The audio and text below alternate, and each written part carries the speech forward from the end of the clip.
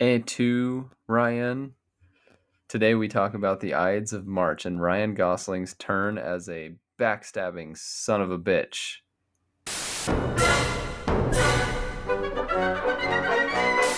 All right, so the Ides of March is a 2000 and damn it, wrong thing. 2011 thriller. Oh look, Google says it's a thriller/thriller. Helpful. I love it when they get specific. Yeah, that's really good. And it stars Ryan Gosling, George Clooney, Paul Giamatti, Philip Seymour Hoffman, Evan Rachel Wood, sometimes Marissa Tomei, and sometimes Jeffrey Wright. I mean, but like, what more do you need? That top build cast. Come on, really, really good. And this is a political thriller. Ryan Gosling plays a junior campaign manager for Governor Mike Morris, played by George Clooney, who is running. He's trying to get the Democratic nomination to be the Democrat nominated presidential candidate. So they're in the primary stage. They're trying to get the Democratic primary nomination. And Philip Seymour Hoffman is the senior campaign manager. Paul Giamatti is the campaign manager for the other Democratic candidate that's trying to get the nomination. And everybody's trying to, win. They're trying to win the game of politics. Aren't we f***ing all? Right? And that's what this movie's about, right? Mm-hmm. Do we like it? Loved it. Yeah? I mean, I really enjoyed it. Okay. Nice. What did you love about it? What did I love about it? I mean, the acting, so good. Yeah. Ryan Gosling, so good. Yeah. The story, compelling. Oh, yeah. It's riveting. Oh, yeah. I think it's also, I hate to say it, predictable. Politicians are the worst. Oh, sure. In the sense predictable. that like you've got all these idealistic people that seem great, right, at the beginning of the movie, but then you find out, oh, wait a second, they're just people. Yeah. And politicians at that, so they're willing to cut deals in the back of a restaurant and whatever. Mm-hmm. And they're not as squeaky clean as they might seem, except for Philip Seymour Hoffman's character. Yeah.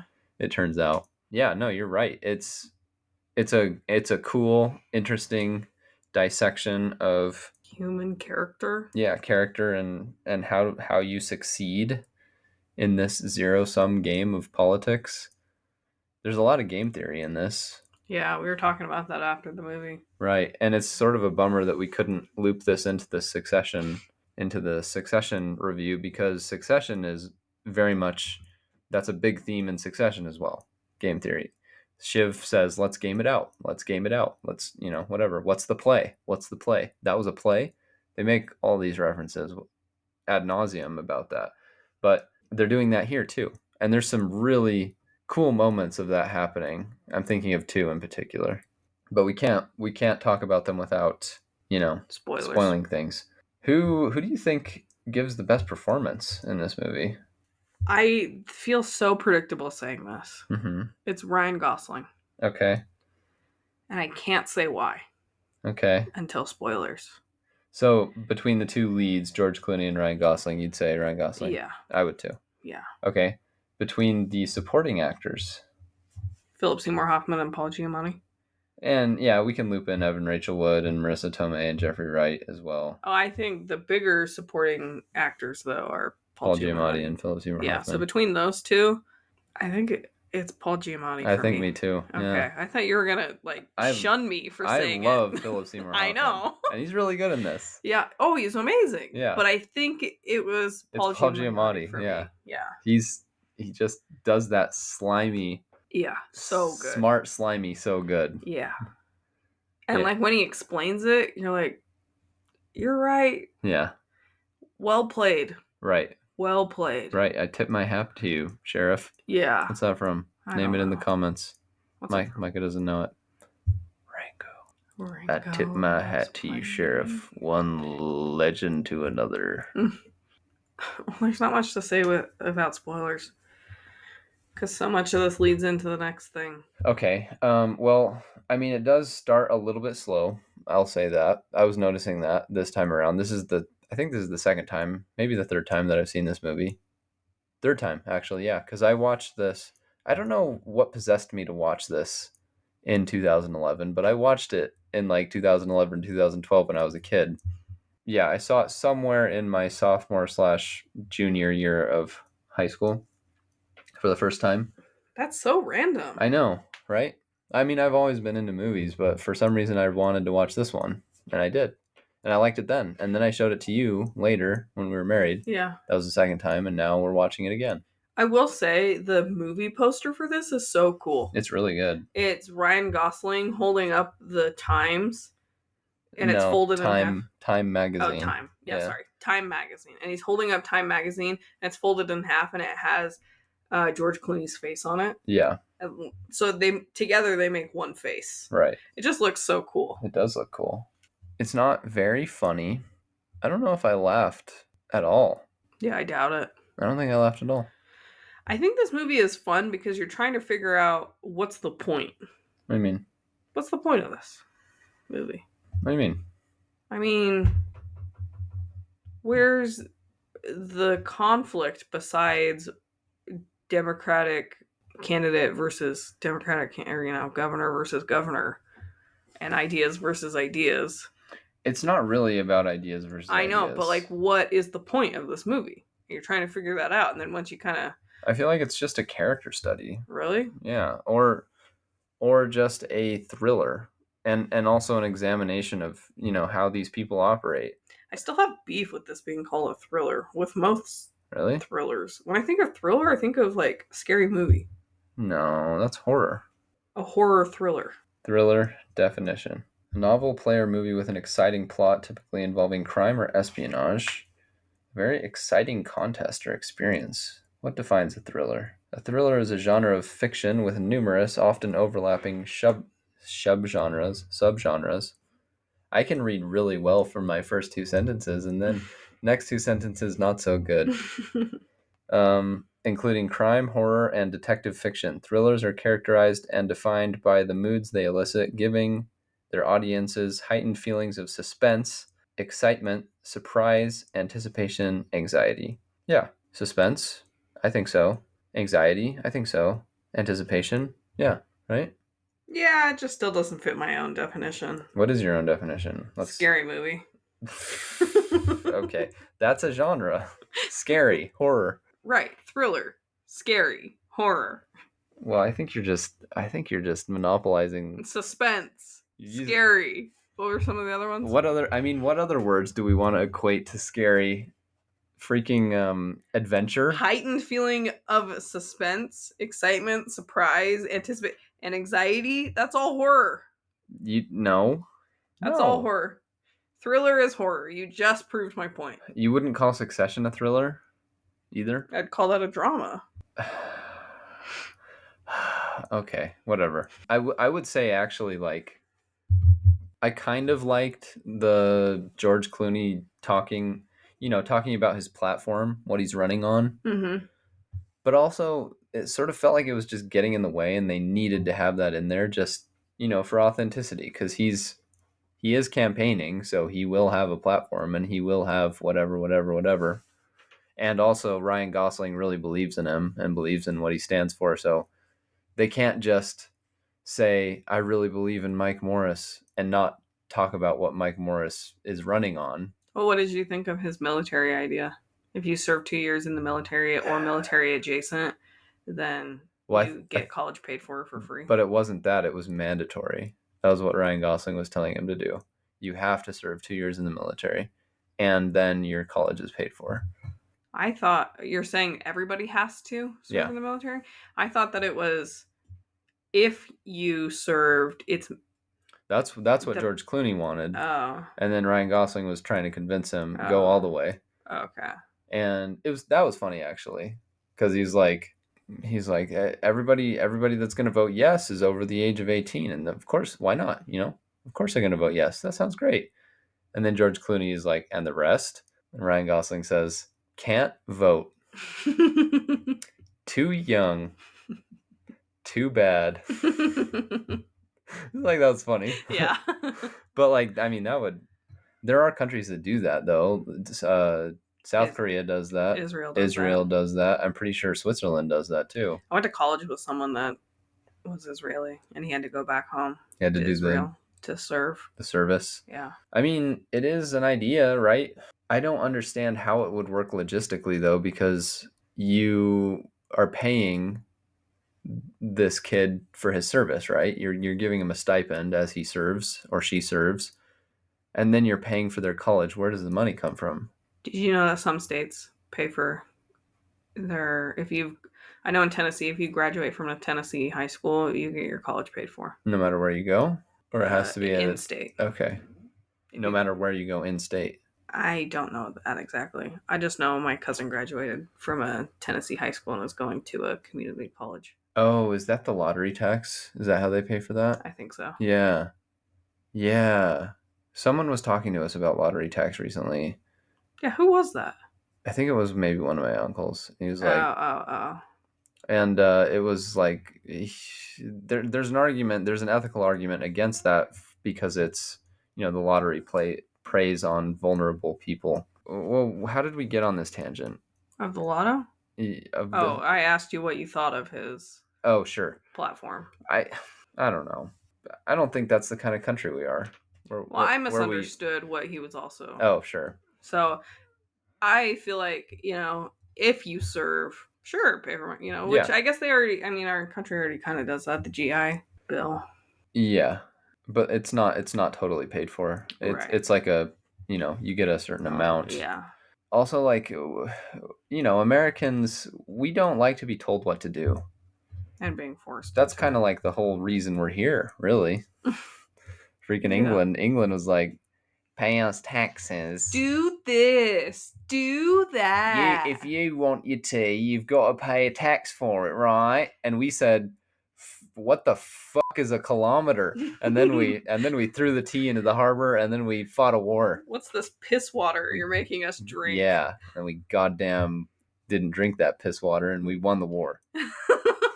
Now we drink coffee. So, anyways, the whole point of America is we really don't like being told what to do, right? Nobody in this country likes being told what to do. I feel like a mandatory service law would be a very difficult pill for a lot of people to swallow. Oh, for sure. In the country. And like, it's cute what he says about people voting for it.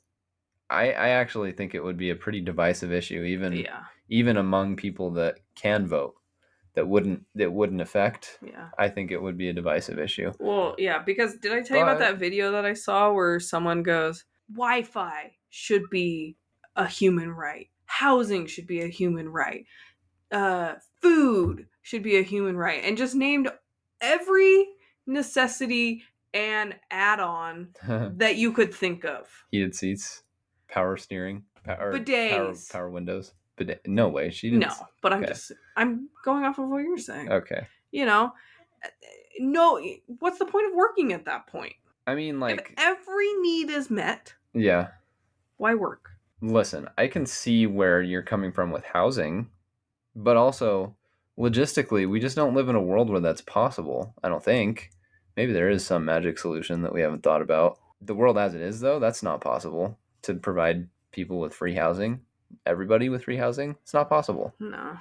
We're too individualistic. And that's why I don't think a mandatory conscription, is that what it's called? Mm-hmm. Yeah, I don't think that would pass. I really don't.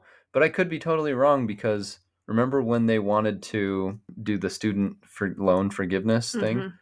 Everybody that was graduated from college was like, fuck no. Oh, because they had to pay off their student loans, so everyone else should too. Exactly. So if I had to pay for college, you should too. Right. And also it was coming out of taxes, right? Yeah. Which this would be too. Like, there's no other way to pay for it. There's no other way it would have to be taxed. Yeah. So instead of you paying for it for yourself, you're paying it for everybody else. Yeah, sorry, Mike Morris. I actually don't think anybody's voting for that. I think it's going to be the same thing as the Biden student loan forgiveness. Going to run into the same problem, except even worse, because how many student loans versus how many kids' tuition would you have?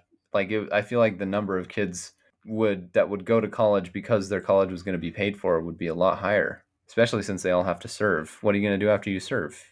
Might as well go to college. It's free. Yeah, but you could learn a trade in the military and get certified and stuff. Not have to. Yeah, I don't know. This has been a huge tangent. This is a good movie, and I guess it got us talking about this thing that's tangentially interesting. Not So, really that interesting. so I guess his platform is actually interesting that he's running on. Yeah, yeah. I just sort of found it like I sort of felt like it was getting in the way of the meat of the story. Well, let's rate this so we can get into the meat of the story. All right. I think I'll give this an 8. They'll get you for that out of 10. Okay, I think I'm gonna rate this an 8.5. I enjoyed it. This is our second time watching this. Oh, sorry. I'll rate this an 8.5. Secret meetings in the stairwell out of 10. This is the second time I've seen this. I enjoyed it. I would definitely watch this again. Yeah. I think. So let's get into the spoilers. Mike Morris, not a good guy. No, he's not. There's a comment that he makes to his wife at some point when they're on the bus going from place to place. And he's like, I don't want to do this thing. I don't want to, whatever. I don't want to do this thing because he has to promise a senator or a congressman. He has to promise him Secretary of State in order to get some of the delegates that this guy has in order to win Ohio and then win North Carolina. He has to do it. Otherwise, he's going to lose. And he says to his wife, I keep drawing a line in the sand. And crossing it. And then I cross it. Yeah. And so he's saying, I don't want to bring this guy on with me. Yeah. But I have to. Yeah. And we find out later, he's not a good guy. Yeah, because he impregnated an intern. She's 20. Right. And then doesn't help her. I guess he doesn't know. Does he? Unclear. I think she had only recently found out. Yeah. Yeah, so he didn't know. I don't think he knew. So we don't know how he would have reacted. But I mean, still, he cheated on his wife and got an intern pregnant and on the campaign trail was making goo goo gaga eyes at the makeup lady doing his makeup. Did you notice that? Yeah.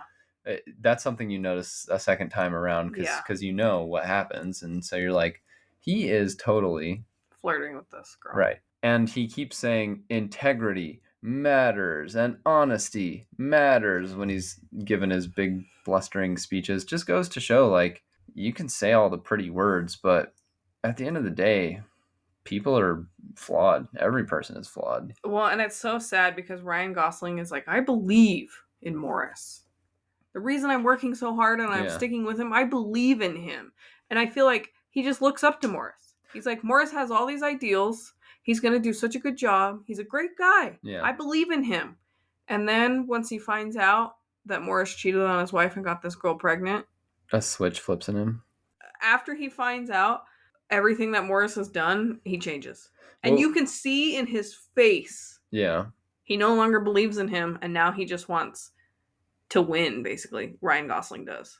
Yeah. And by winning, he screws over the campaign manager. Philip Seymour Hoffman. Right. Yeah. Ryan Gosling does say in the movie that he used to play dirty, but now he doesn't have to. Because he, so yeah, he was sort of playing the cynical I'm in it to win it sort of game before, and he felt like he found an honest guy, he felt like he found the truth. And it turns out the truth was kind of just like all the rest of it. So now it's just all about winning again. And it's cutthroat and it's riveting. But there's also those game theory things. Do we want to talk about those? Yeah. So the idea, if you're unfamiliar or if you need a refresher, game theory is generally described as like you are trying to make a move that best increases your chance of winning a certain situation or a certain game, and you have to factor in potential decisions from other parties, from other people. So the classic example is the prisoner's dilemma. Should we just give it? Because it's fun to think about. So you've got two prisoners. But just say you and me. So use our names, though, because this is kind of confusing. Okay, so Braden and Micah have been taken in for robbing a bank, They're interrogated separately in separate rooms, and they're given two choices. They can confess and turn their accomplice in, or they can remain silent, not rat the other person out. If Braden confesses and Micah does not confess, Braden walks free. If Braden confesses and Micah confesses, Braden gets 10 years. If Braden does not confess and Micah does not confess, Micah does confess. and Micah does not confess, then they both get 5 years. Oh. If Braden does not confess and Micah does confess, Braden gets 20 years. So what's the best choice, right? And with this specific example, when there's like a binary option, a binary choice, confess or not confess, for both parties, you can create a grid and you can assign point values to each outcome. So, for example, you want the most points. So you would assign your best possible outcome is you walk free, so 0 years. You assign 4 points to 0 years. The next best possible option is you get 5 years, and that's if you both don't confess. And that's a point value, you assign a point value of 3. And then the next best option is you both get 10 years, and that's if you both turn each other in. And you assign a point value of 2. Worst outcome is you get 20 years, that's a point value of 1. And then you go through, you create the grid, and then you total up, what's the total number of points that I could get by not confessing versus confessing. And it turns out that the best option for you to take is to confess, just based on all the permutations of that game that can happen. You are safest by confessing, and that is game theory. And it's very selfish, right? It's all about how can I win the game. You have to consider other people In what they'll do, but not in how you feel about them. You don't really care what happens to them. You care what happens to you. And this is the classic example of game theory. But there's two examples of game theory that are happening in this movie. And the first one is Paul Giamatti's character trying to lure Ryan Gosling away onto his campaign because he's on the rival Democrat. Yeah. The other nominee. Yeah. Yeah. Do you want to explain that one? So basically, Paul, what's his name? Duffy. Duffy tells Steven, Ryan Gosling, hey, let's meet. They meet. Duffy is like, hey, I want you to come work with us. Forget about whatever. Come work with us. Yeah. Steven, as soon as he leaves that meeting, calls his senior campaign manager. What's his name? Is it Steven? I think it's Steven. No, his name is Steven. Paul. Steven calls Paul. Paul doesn't answer. He leaves a voicemail. Paul, I need to talk to you about it's really important. A few hours later, Paul calls him back. Steven says, don't worry about it. Later, Steven is forced to tell Paul what happened. And Paul is like, why didn't you tell me? You had a chance to tell me. Mm-hmm. Steven's like, I don't know why I didn't. Long story short, Paul fires him. Paul fires Steven. Because he's big on loyalty. Huge on loyalty. He gives this whole speech about loyalty. And he's like, if you had just told me when I called you back, well, no, I think he would have fired him no matter what. Right, but that's what he says. If you had just told me. Well, no, because he says, like, you didn't make a mistake. You made a choice. Yeah. You liked what it said. You were flattered. You felt important that he would want to talk to you and not me. That's why you went. Yeah, okay. So then Steven goes to Duffy and says, I'm going to work for you now. I quit. I want to work with you. And Duffy goes, no, you just got fired. You did not quit. You got fired. And you want to know how I know that? Paul is huge on loyalty. Well, no, he and he was gonna fire you. Well, because Steven says, I told Paul that I met with you. And then Duffy's like, Steven, you shouldn't have told him that. And he's like chuckling. At a certain point, Steven is and he doesn't take Steven because he's unpredictable, he wants revenge. It's just, and also it looks like he's sort of picking up the pieces. Mm-hmm. And at a certain point, Steven is like, you knew I was going to tell him, you knew he was going to fire me. And then Duffy's like, I didn't know. I thought you might tell him, but I didn't know. I had no idea. And he's like, picture yourself in my shoes. My competitor has the best media mind in the whole country working for him. So what am I going to do? I'm going to try to get you from him. But if I can't do that, I'm going to try to get you kicked off his campaign. I'm going to make sure you don't work for him. Right? And so it's like, if I can't have you, nobody can. Right. It's a win-win for me. Mm-hmm. And if and how am I going to do that? I'm going to invite you to meet with me. And he says, the second that you sat down, I knew that I'd won. And it's like, it's so good. It's such a good scene because he's a crafty son of a bitch. Mm-hmm. And like, you can tell that he's kind of happy because he played his hand really well. And it played out perfectly. Because Steven tells him what happened and how he got fired, and then Duffy starts smiling. He's like, that's the thing about Paul. He's big on loyalty. He knew exactly what might happen, right? And then at the end, Steven is like, this is my life we're talking about, that you're talking about. Duffy's like, I'm sorry. Don't think that I take any pleasure. I'm not from doing this to you personally. It's just how it is. I'm just playing the game, sucker. So that's a really cool scene. Then there's another scene where Steven ends up blackmailing Governor Morris, to get him back on the campaign. To take Paul's job. Yeah. Fire Paul, take Steven as the head campaign manager. Or I am going to, because the girl that got pregnant, she ends up dying.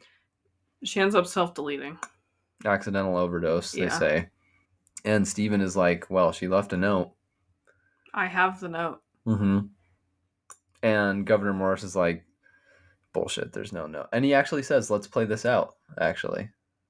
In that scene. Morris? Yeah, Morris. It's a total game theory moment where he's like, okay, what do I have to gain? And so basically he loses more by not taking on Steven, potentially, than he would gain by rejecting him. Yeah. Yeah. He could lose a lot more. And also, if he takes Steven, he has to sort of backslide on his line in the sand, and he has to give the cabinet seat to this guy that he doesn't want to give it to. But at the same time, he's probably going to get the nomination, and he's probably going to win the presidency because the Republicans don't have anybody that can really compete with him. So in the end, his choice is pretty simple, right? Yeah. Potentially win everything with Steven, or potentially lose everything without Steven. And probably lose the presidency. Oh, that's what I'm saying. Everything. In either case without Steven. Yeah. He's probably going to lose it unless he takes that, that nominate, and unless he gives that cabinet seat away. It's just good. It's just good drama action. And it turns out the one guy that wasn't playing the game is the one that ends up on his ass, the loyalty man, Philip Seymour Hoffman. Yeah. The one guy who actually seemed in the end like a decent person. Yeah. And he was at that funeral because he knew the daughter for her whole life, and sort of makes you think, doesn't it? Not really, Chet. Yeah, that's it. Okay. Anything else you wanted to say? No, I think that's it. Okay. Okay, what do we have coming up? I started Andor. I might be finished with season 1 by the next time we're going to record. We also had a good idea. If anyone is watching this, comment below what your favorite television intro song is. Because our idea was, we're going to create a bracket, and we're going to have some guests, and we'll need to have an odd number so that there's a tiebreaker, or at least have someone on standby that can help tiebreak. But we were thinking, let's go through some of the best TV intro theme songs of all time and get to the bottom of which one's the best ever. Too bad we can't have them Beybladed out. Isn't that what they're called? Yeah. That'd be cool, huh? Yeah, should we ask my nephew? Yeah, let's do it. But I'm just gonna set the stage for you guys, because there's some really good ones, right? Think about it. Seinfeld, Peaky Blinders. I'm not counting that. Why? So one of the rules has to be that it has to be an original song for that show. It's not? No. Oh. Pretty sure it's not. Okay, but still. Think of the vibe. It's great, Yeah. but it can't count. Okay, why are you just springing these rules on me right now? I've thought about this a little bit. As far as originals go, there's still a lot of really good ones. Friends. I don't actually. Friends has a good one. That one. Yeah, the clapping one. Seinfeld, Friends, The Office. Oh yeah. That one is very iconic. Game of Thrones. Severance. Succession. Yeah. There's a lot of really good ones just off the top of my head. Fresh Prince of Bel-Air. Oh yeah, That one's good. I mean, come on, Arthur. Yeah. Oh. Yeah. Why is that such a vibe? There's a lot. Like, this is gonna be hard. I forgot about Arthur. It's gonna be hard. Yeah. I don't know exactly how to do this. Like, maybe we all bring our favorite 4.